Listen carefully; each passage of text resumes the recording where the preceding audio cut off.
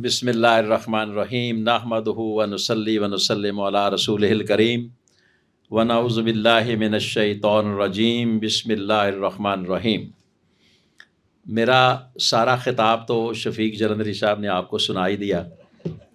अब मैंने क्या सुनाना है, लेकिन जिस तड़प से और जिस बेचैनी और बेकली के साथ खालिद महमूद साहब ग्रेटर इसराइल के इस तनाज़ुर में अपनी ज़िम्मेदारियों को महसूस करते हुए मैंने पाया, तो मेरा दिल ये कर रहा है कि हर एक बंदे के अंदर ये शम्मा जले। ये एक आग है जो बंदे के अंदर लगती है। क्या हो सकता है क्या नहीं हो सकता, ये तो नताइज के हम मुकल्लफ नहीं, लेकिन कुछ ना कुछ तो हर बंदा कर सकता है। तो आज मैं अपनी इस बात के 3 हिस्से करना चाहता हूँ।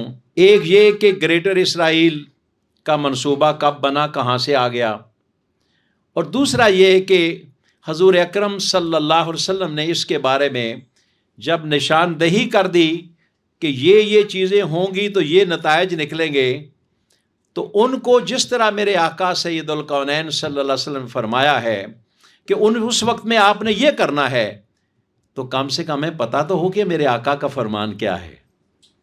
कितने लोग हैं जिनको ये पता है कि हजूर अकरम सल्लल्लाहु अलैहि वसल्लम ने और अल्लाह ताला ने कुरान पाक में इस यहूदी नस्ल के बारे में और इसराइल के बारे में क्या कहा है, और कितने लोग हैं कि जो इसका मुज़ाकरा करते हैं, क्योंकि अल इंसान व मुरक्कब अल ख़ताए व निस्यान, इंसान को अल्लाह ने भूल और ख़ता का मुरक्कब बनाया है।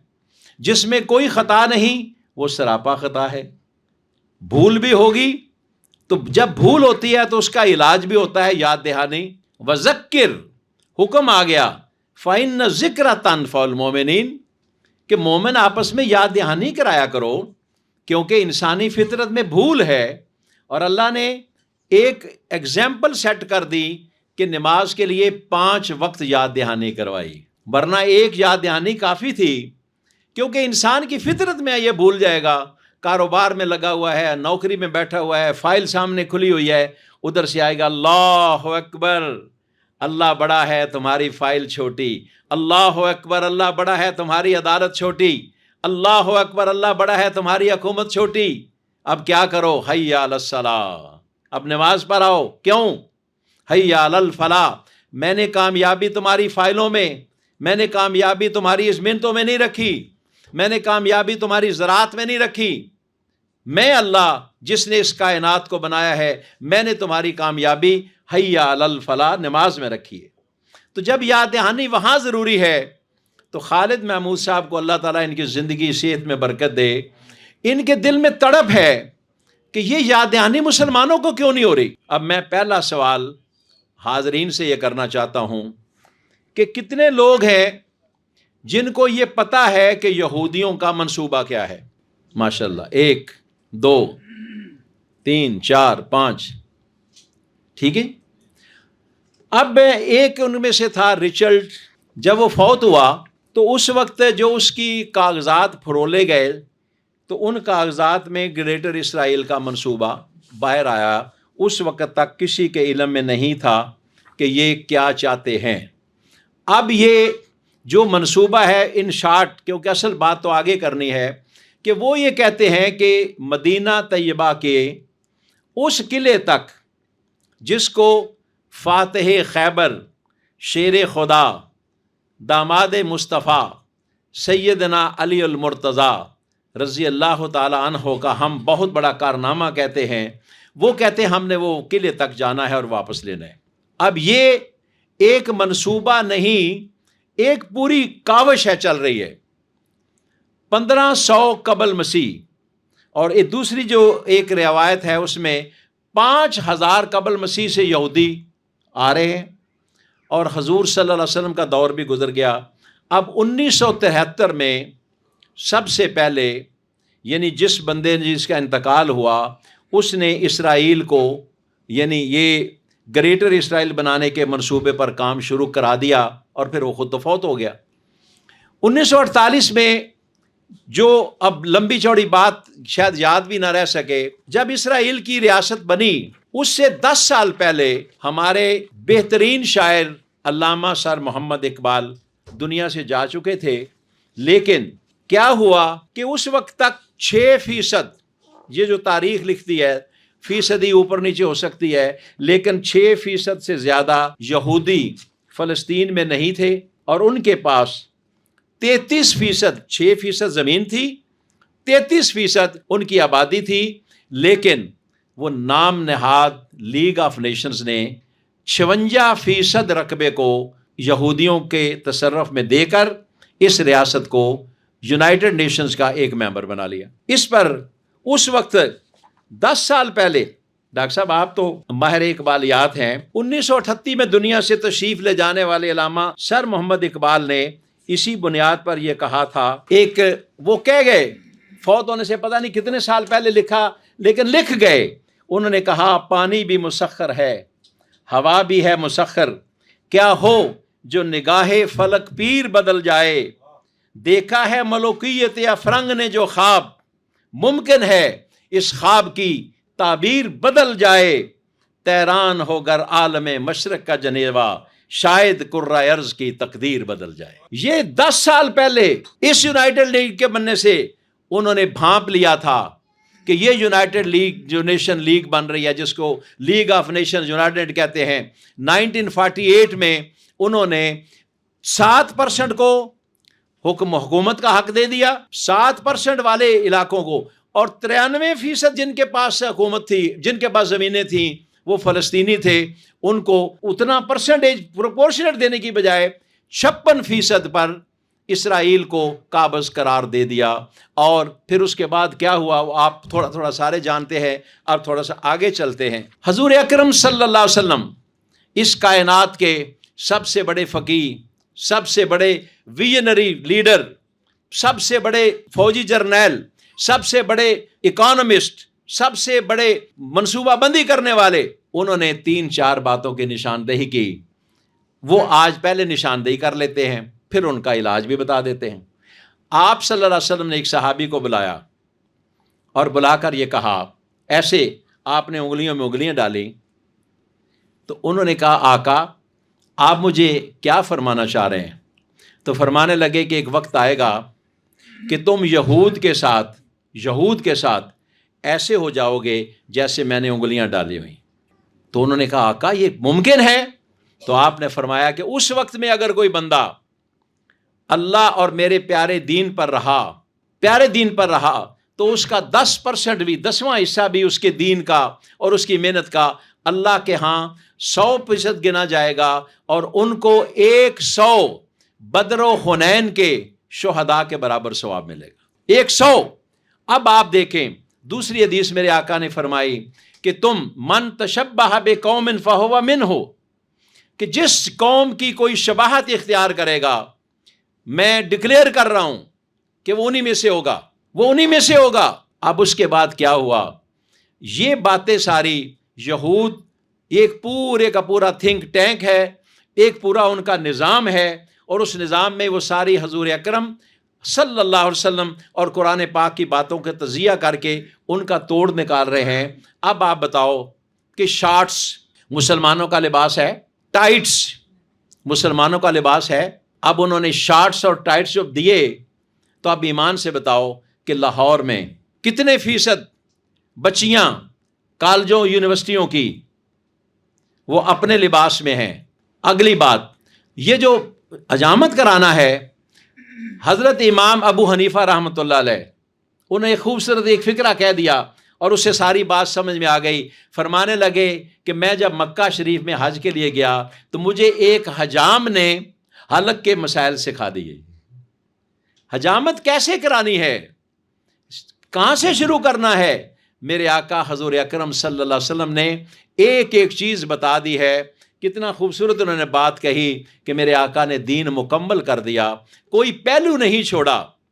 اب ہم جو بیٹھے ہیں، خالد صاحب بھی اور میں بھی اور آپ بھی سارے اس بات کا اتفاق کریں گے کہ ہماری ماں نے اپنی گود میں کلمے کے بعد ہمیں ایک بول سکھایا، آمنت باللہ و ملائکتہ و کتبہ و رسلہ والیوم الآخر والقدر خیرہ وشرہ من اللہ تعالی والبعث بعد الموت۔ ایمان کی صفتیں ہر ماں نے، ابھی بچہ چلنا نہیں شروع ہوتا تو اپنے بچوں کو وہ سکھا دیتی۔ اب یہ ہم نے بچپن میں سیکھا، اور اس کے بعد کیا ہوا کہ ہم سارے رسولوں کو مانتے ہیں، سارے مذاہب کو مانتے ہیں، ہم عیسیٰ علیہ السلام کو بھی مانتے ہیں، موسیٰ علیہ السلام کو بھی مانتے ہیں، ہم آدم علیہ السلام سے لے کر سارے انبیاء کو مانتے ہیں۔ اس لیے ہمارا اختلاف تو کسی سے نہیں، بات صرف اتنی ہے کہ اللہ نے جو کہا وہی ہوگا۔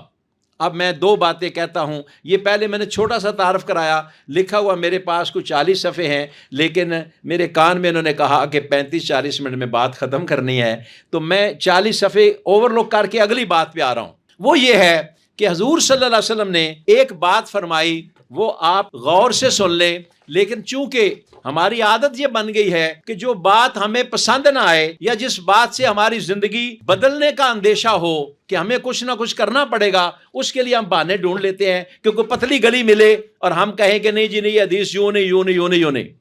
اب ایک بات پکی سن لو، ایمان کیا ہے؟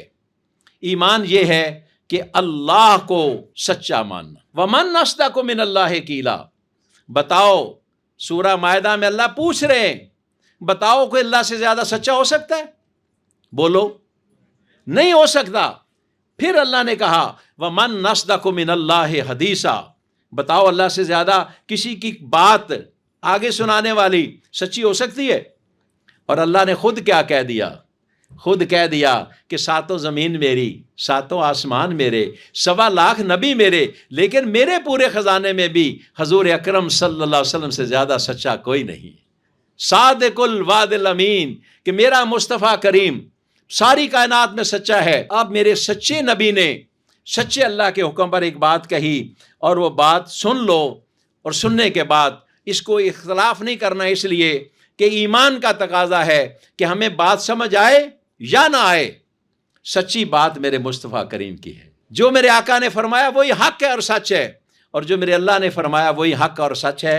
اب میں سنن ابی داؤد کی حدیث، آپ نے فرمایا کہ جس سرزمین پر کوئی گناہ کیا جائے تو جب لوگ وہاں موجود ہوں اور وہ اس گناہ کو مٹا نہ سکتے بھی ہوں، لیکن اس گناہ سے ناراض تو ہوں کہ یہ کیوں ہو رہا ہے، تو جو لوگ وہاں موجود نہیں ہیں تو ان دونوں سے باز پرس نہیں ہوگی کہ وہ جتنا کر سکتے تھے اتنا تو کیا، لیکن جب کوئی گناہ کسی زمین کے خطے پر ہو اور وہ لوگ اس گناہ کے ناراض بھی نہ ہوں، تو میرے آقا نے سنن ابی داؤد کی حدیث پاک ہے، حضرت ابن عمیر رضی اللہ تعالیٰ عنہ ان کی روایت ہے، فرمایا کہ وہ لوگ کہ جو دوسرے خطہ زمین پر ہیں لیکن اس گناہ کے بارے میں ان کے دل پر نہ بوجھ آیا، نہ ماتھے پر شکن آئی، اور نہ دل کے اندر ان کے یہ آیا کہ یہ غلط بات ہو رہی ہے، تو وہ لوگ گناہ میں برابر کے شریک ہیں۔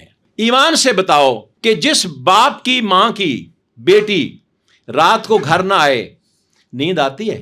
ماں یا باپ سو جاتے ہیں، اور جب ان کو یہ اطلاع مل جائے کہ فلاں جگہ پر تمہاری بیٹی، اس کی ٹانگیں ٹوٹی پڑی ہیں، فلاں جگہ پر تمہارے بیٹے کی ٹانگیں ٹوٹی پڑی ہیں، آرام آئے گا؟ کل جسد الواحدہ، امت مسلمہ ساری ایسے ہے۔ تو ایمان سے بتاؤ کہ جس وقت میں ان فلسطینیوں کو، ان بچیوں کو اٹھا کے ہندو اسرائیلی لے جا رہے تھے، کتنی مائیں ہیں جنہوں نے کم سے کم آنسو ہی بہائے ہوں گے کہ یا رسول اللہ، میں وہاں نہیں جا سکتی، میں وہاں نہیں جا سکا، لیکن میں اور کچھ نہیں کر سکی، کچھ نہیں کر سکا، کم سے کم میرے آنسو ہیں، میں بے بس ہوں نا، میرا اللہ تو بے بس نہیں۔ تو یا اللہ، غیب کے خزانے سے ان بیٹیوں کی، ان بچوں کی عزت کی، عصمت کی، جان کی حفاظت فرما۔ کتنے لوگ ہیں جو پریشان ہوئے؟ تو اب بات یہ ہے، اللہ تعالیٰ خالد محمود صاحب آپ کی زندگی صحت میں برکت دے، اور اللہ تعالیٰ آپ کے ان جذبات کو بھی قائم و دائم رکھے، امت مسلمہ کو اس سے فائدہ ہو۔ اب میں اگلی اگر بات کہوں، ناراض نہ ہونا، ادھر دیکھیں تو بڑے جامعات ہیں، ادھر دیکھیں تو بڑے جامعات ہیں، ادھر دیکھیں تو بڑے جامعات ہیں۔ کتنے جگہوں سے یہ آواز آئی ہے کہ جہاد افغانستان کی بات کس طرح آتی تھی ڈاکٹر صاحب؟ یوں لگتا تھا کہ پاکستان کا جہاد ہے، اور فلسطین اور اسرائیل کے خلاف کسی مسجد میں، کسی مدرسے میں کتنی دفعہ آواز اٹھی ہے۔ ابو داؤد کی حدیث، سنن ابو داؤد کی وہ حدیث لاگو ہوگی۔ آج ہم یہ سمجھتے ہیں کہ یہ ہو جائے گا تو ہم کیا کر لیں گے، وہ کیا کر لیں گے۔ ایک وقت آئے گا جب ہمارے پلے کچھ نہیں ہے۔ میں اپنی طرف سے بات کہہ رہا ہوں، مجھے اپنے حج پر، اپنی نمازوں پر، اپنی تہجدوں پر، اپنی عبادات پر میں اللہ کو حاضر ناظر جان کے اور آپ سب کو گواہ بنا کے کہہ رہا ہوں، مجھے اس پر کوئی مان نہیں کہ میری کسی عبادت کے صلے میں میری بخشش ہوگی۔ لیکن ایک مان ہے مجھے، اور وہ مان یہ ہے کہ میں حضور صلی اللہ علیہ وسلم کا امتی ہوں۔ محشر میں میرے آقا میری شفاعت ضرور فرمائیں گے۔ اب میں آپ سے ایک سوال، جس کے لیے میں نے کہا تھا خالد محمود صاحب سے کہ میں یہ بات ضرور عرض کروں گا، کس منہ سے جائیں گے آقا کے پاس کہ یا رسول اللہ آپ نے کہا تھا یہودیوں کی مشابہت نہیں کرنی، اور آپ نے فرمایا سنو محرم کا روزہ۔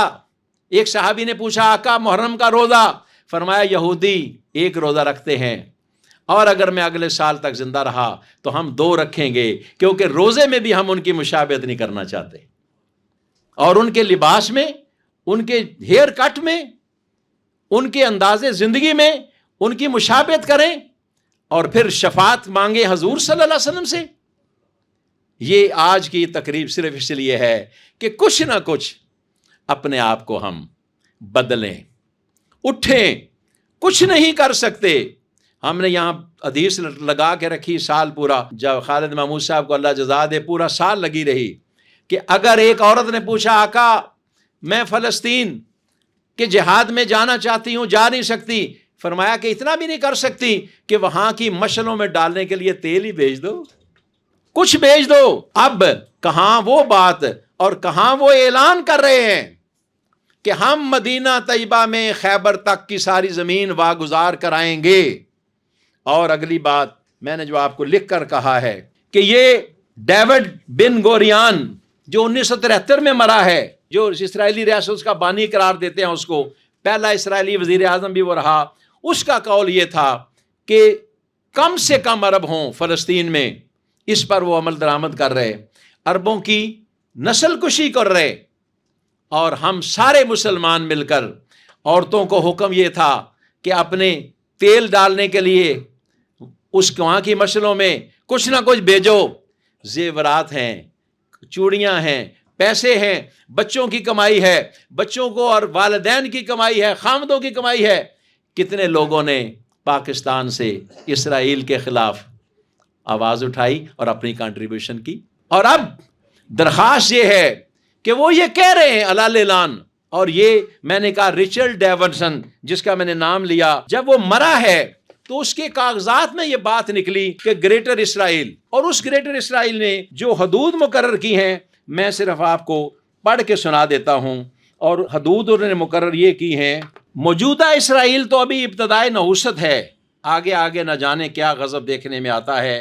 اگر یہ برآمد شدہ نقشہ آپ دیکھ لیں تو دل پر ہاتھ رکھ کر بار بار سوچیں گے کہ اس نقشے میں دیے گئے رقبے جو نیل سے دجلہ تک اور سنوبر والی زمین یعنی لبنان سے کھجوروں والی زمین مدینہ منورہ تک پھیلا ہوا ہے، اب کون سا حصہ باقی رہ گیا ہے؟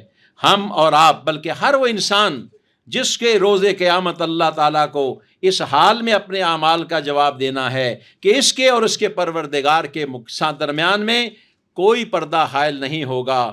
صلیبیوں کے کندھے پر چڑھ کر آنے والے، اے بنی اسرائیل وہ دن بھی یاد کرو جب خدا نے تم سے عہد لیا تھا کہ تم حق کے ساتھ باطل کو نہیں ملاؤ گے اور خدا کی آیات کو سستے داموں نہیں بیچو گے، لیکن تم اس وعدے کو وفا نہ کر پائے اور تم نے بڑی ہٹ درمی سے ایک بچھڑے کو اپنا خدا بنا لیا۔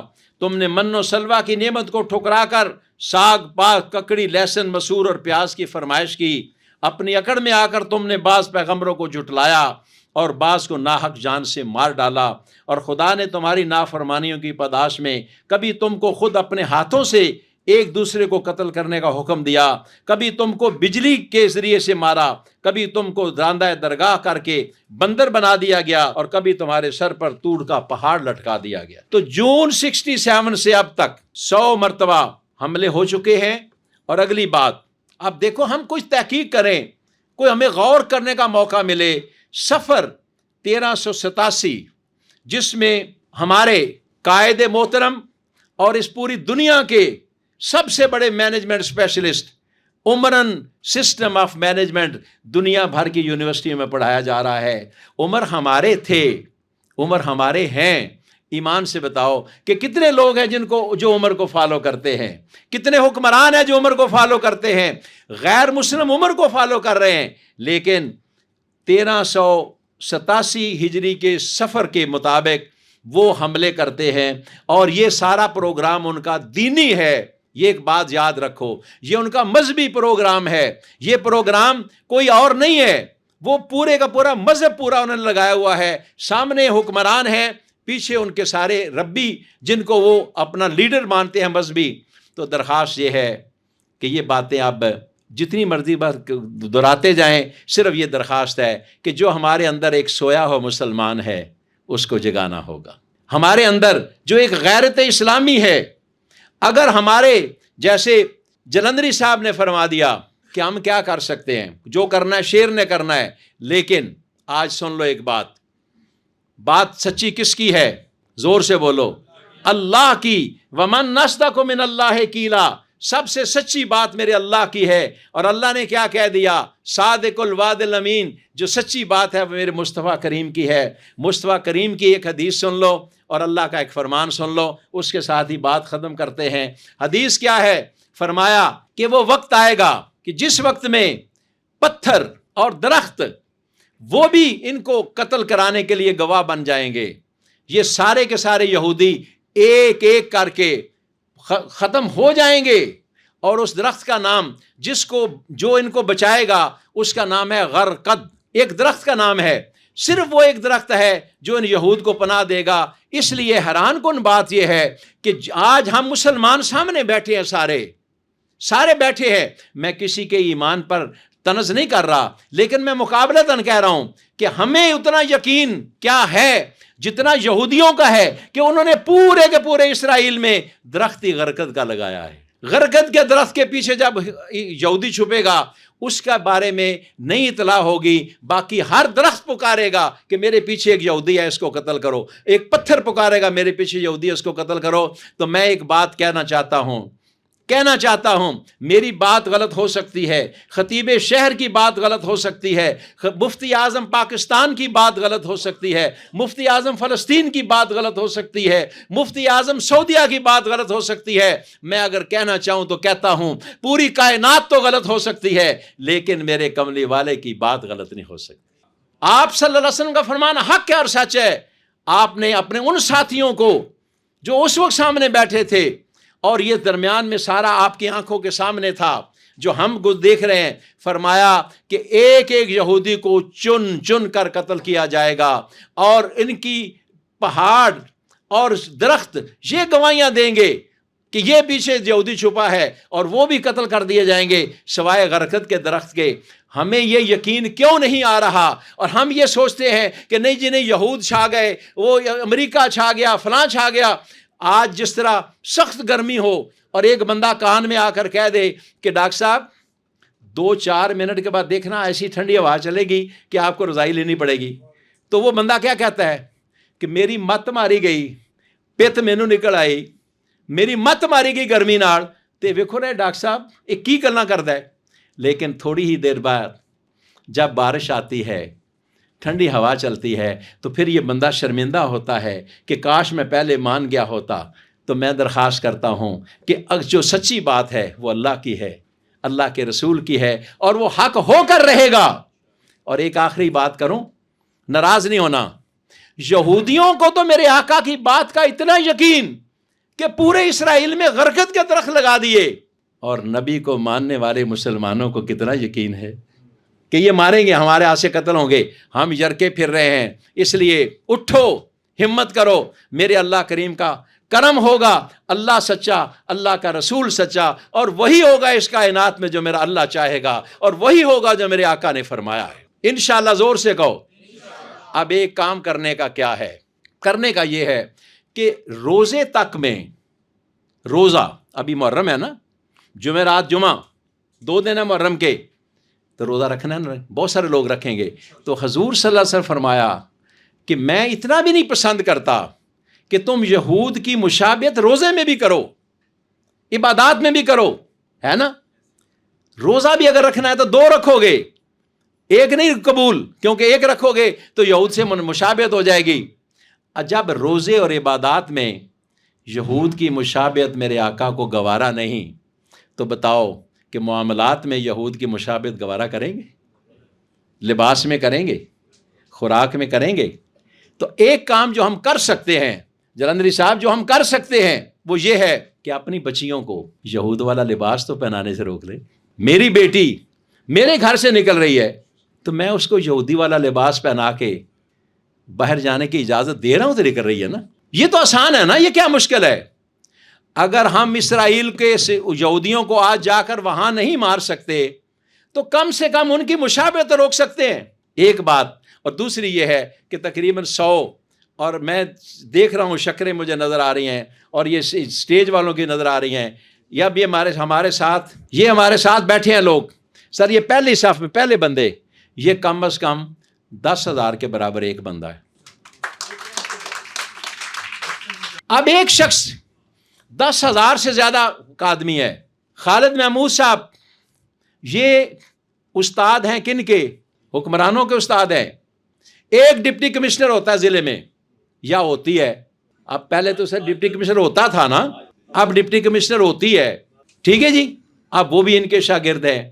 تو درخواست یہ ہے کہ کم سے کم آج ہم اتنا عزم کریں، یہ جو ان کے دل کے اندر لگی ہوئی آگ ہے اس کو بجھانے کے لیے ایک تو ارادہ کریں کہ انشاءاللہ جو ہم کر سکتے ہیں وہ ہم ضرور کریں گے۔ 2 کام ہم کر سکتے ہیں۔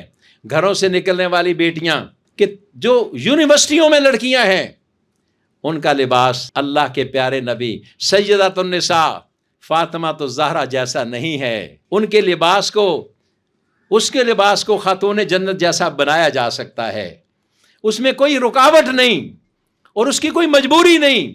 اگر وہ بچی ٹائٹس پہن کر جائے گی تو وہ گولڈ میڈلسٹ نہیں بنے گی اور وہ بہت زیادہ اونچا نہیں جائے گی، اور اگر اس نے شلوار قمیض ڈھیلا ڈالا پہنا تو وہ فیل نہیں ہو جائے گی۔ تو کم سے کم جو ہم کر سکتے ہیں۔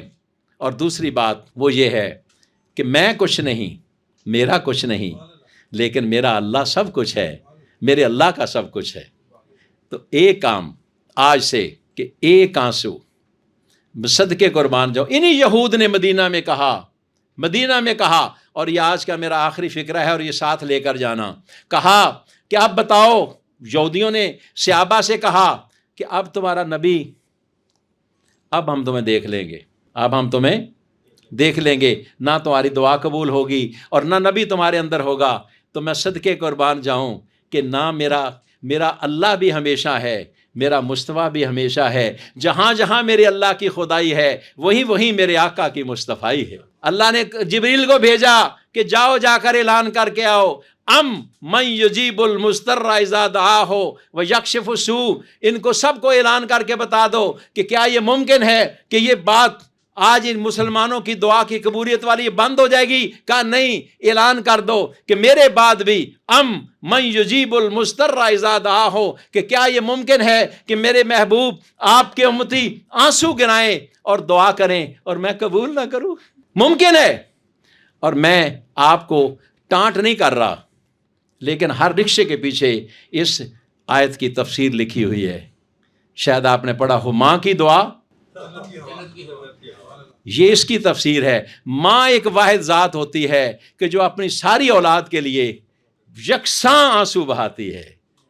اس کے لیے ضروری نہیں کہ بیٹا 20 گریڈ کا ہے، چانسلر ہے، وائس چانسلر ہے یونیورسٹی کا، تو ماں آنسو بہائے، اور بیٹا چپڑاسی ہے تو نہ بہائے۔ ماں کی دعا، آگے بولو، جنت کی ہوا۔ اور آخری فکرہ آج کا سن لو، میں صدقے قربان جاؤں میرے آقا پر۔ میرے آقا کو پتا تھا کہ میرے امتی تجارت کے لیے آنسو بہانے والے ہوں گے، نوکری میں پروموشن کے لیے بہانے والے ہوں گے، مقدمات جیتنے کے لیے آنسو بہانے والے ہوں گے، لیکن اللہ کے سامنے آنسو گرانے والے نہیں ہوں گے۔ میرے آقا نے گنجائش کر دی، کہا میرے امتیوں سنو، اگر تمہاری آنکھ سے آنسو نکل آیا اور آنسو کا سائز مکھی کے سر کے برابر ہوا، میں خشک ہونے سے پہلے تمہاری دعاؤں کی بخشش کا اعلان کر دوں۔ تو دو باتیں ہیں، ایک اپنی اولادوں کو اللہ کے پیارے نبی صلی اللہ علیہ وسلم کی تعلیمات سکھاؤ۔ گھروں میں قرآن پڑھے ہیں، قرآن پڑھیں گے تو وہ ضربت علیہم الذلہ والمسکنہ، تو ان کو پتہ چلے گا کہ یہودیوں کو اللہ نے کہا میں ان پر لعنت ڈالتا ہوں، اور ان کے اوپر مسکنت، یہ غربت، یہ بھیک مانگتے ہوئے نظر آئیں گے۔ یہ جو آج دنیا بھر کے مامے بنے ہوئے ہیں کہ ادھر بھی پیسے دے رہے ہیں ادھر بھی دے رہے ہیں، ان کو اللہ نے کہہ دیا کہ ان کے اوپر مسکنت آئے گی، اور یہ مسکین بن کے سوالی بن کے پھریں گے اور یہ ذلیل ہوں گے، یہ اللہ نے کہہ دیا۔ اور اللہ کے نبی نے کہا کہ ان کو جگہ نہیں ملے گی چھپنے کی۔ اللہ بھی سچا، اللہ کا قرآن بھی سچا، میرے نبی کا فرمان بھی سچا۔ انشاءاللہ اللہ سے دعا کرتے ہیں کہ یا اللہ ہماری زندگی میں وہ دن آ جائیں، ہم بھی جب محشر میں حضور کے سامنے جائیں تو ہم کہیں کہ آقا ہم آپ کے فرمان کو اپنی آنکھوں سے دیکھ کر آئے ہیں، آپ بھی سچے ہیں، آپ کا اللہ بھی سچا ہے۔ اس لیے میری درخواست ہے کہ کم سے کم اب خالد محمود صاحب کی اجازت سے آپ سے درخواست کرنے لگا ہوں کہ اپنے دل میں بیٹھے بیٹھے اعلان کرو کہ آج سے ٹمارو نیور کمز، کل کبھی نہیں آئے گی، آج سے میرے اللہ کے دربار میں آنسو گرانے کے لیے کون کون تیار ہے؟ اس پر تو کچھ نہیں لگتا۔ اور اگلی سنو، ام من یجیب المضطر اذا دعاہ یکشف السوء، میرے اللہ نے اعلان کر دیا کہ یہ ممکن ہی نہیں کہ میرا امتی آنسو گرا کر، آپ کا امتی آنسو گرا کر میرے سامنے سوال کرے، میں قبول نہ کروں اور اس کی ساری تکلیفیں دور نہ کر دوں۔ ماؤں کی دعاؤں میں کیوں تاثیر ہے کہ اس کے اندر ایک جذبات میں، محبت میں، وہ ہر بچے کے لیے روتی ہیں۔ باپ اگرچہ باپ بھی ہمت اس کی بھی دعا میں ہے، تو درخواست یہ ہے کہ ان معصوم بچیوں کے لیے جن کو صرف ان کا قصور کیا ہے، فلسطین کی، غزہ کے بچیوں کا صرف یہ قصور ہے کہ وہ کہتی ہیں کہ ہم سیدات النساء فاطمہ الزہرا کی بیٹیاں ہیں، ہم حضور صلی اللہ علیہ وسلم کی امتی ہیں، اور بتاؤ ان کا قصور کیا ہے؟ کیوں ان کو روندا جا رہا ہے؟ اور کیوں ہم یہاں بیٹھ کر اپنے پروگراموں سے واپس نہیں آ رہے؟ تو درخواست ہے کہ اللہ کو اور اللہ کے نبی کو راضی کر لو، اور اللہ کے نبی کو مان لو۔ ایک ہے اللہ کو ماننا، یہ بھی بڑا اعزاز ہے، لیکن ایک ہے اللہ کی ماننا، فرق ہے نا۔ ایک ہے حضور صلی اللہ علیہ وسلم کو ماننا، اور ایک ہے میرے مصطفیٰ کی ماننا۔ اللہ ہم سب کو ساری توفیق عطا فرمائے۔